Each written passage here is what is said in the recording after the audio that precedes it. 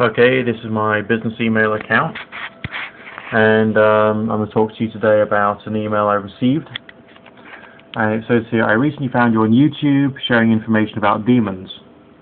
Well, I wouldn't say I was actually sharing information, I was merely talking about the culture within certain religious groups and organizations, I suppose, and talking about the traditions that people have used. Anyway, the email goes on. I'm not thoroughly informed about this subject, but I'm more interested on entity release work and such. I am a seasoned spiritualist and do a lot of psychic mediumship work.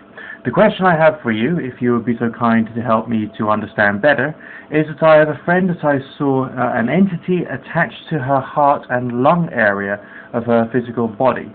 She does channel work and brings in good stuff, but I don't believe that she has any idea that she is harboring, in my informed opinion, an entity that is attached to her, brought in by self-punishments taken on after experiencing a thoroughly abused life for most of her childhood.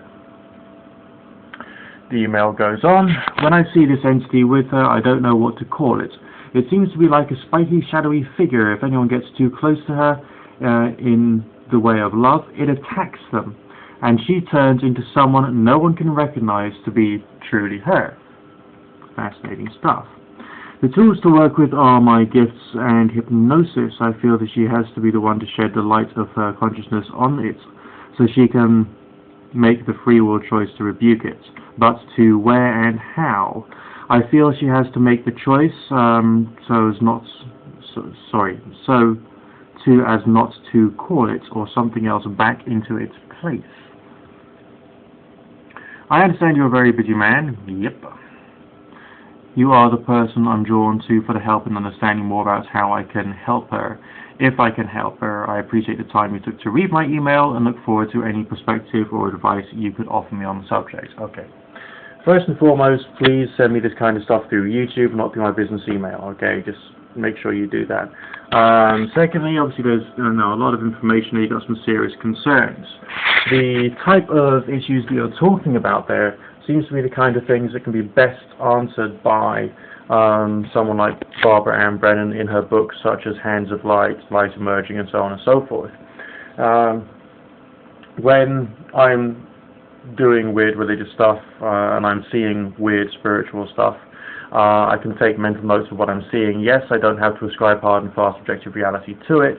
If you are someone who does an awful lot of meditation, hypnosis, and all that kind of stuff, it is hypothetically possible that you are seeing in a visual sense something which is actually inside her body, or some form of sickness which she is portraying on some kind of subliminal level. So yes, it could hypothetically be symptomatic of some kind of health issue.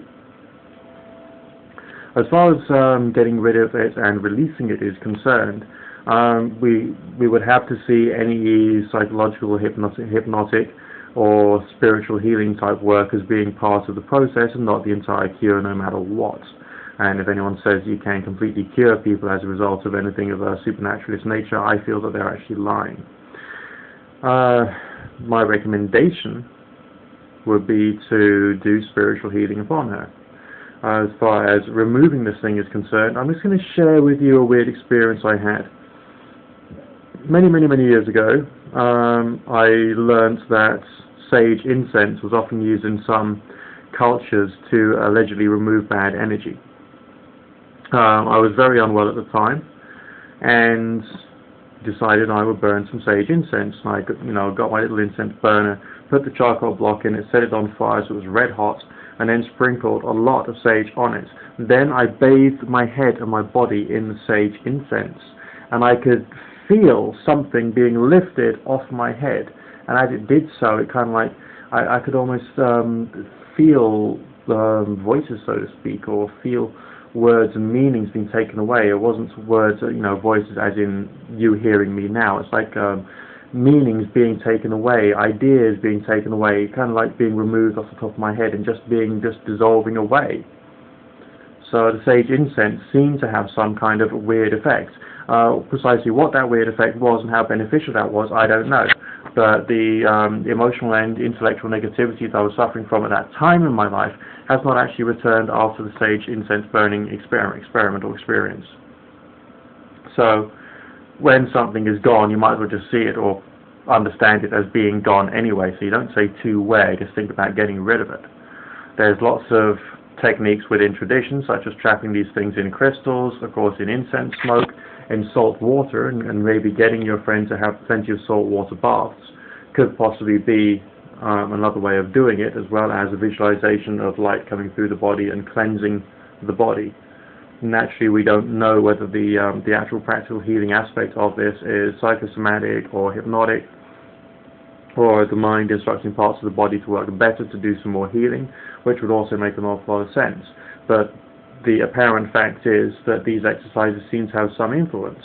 So by all means use them, and basically use a bit of all of them. But when something is truly gone, just perceive it as being gone, and as if the negative energy had been released into the universe and it's now basically out there being dissolved or decomposed into its constituent parts to become part of the universe again.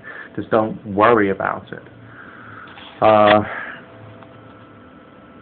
suppose your imperative is to pull this thing out or somehow remove it, and try and persuade the individual to use their own internal healing power to mend the part of the body associated with the heart and the lung.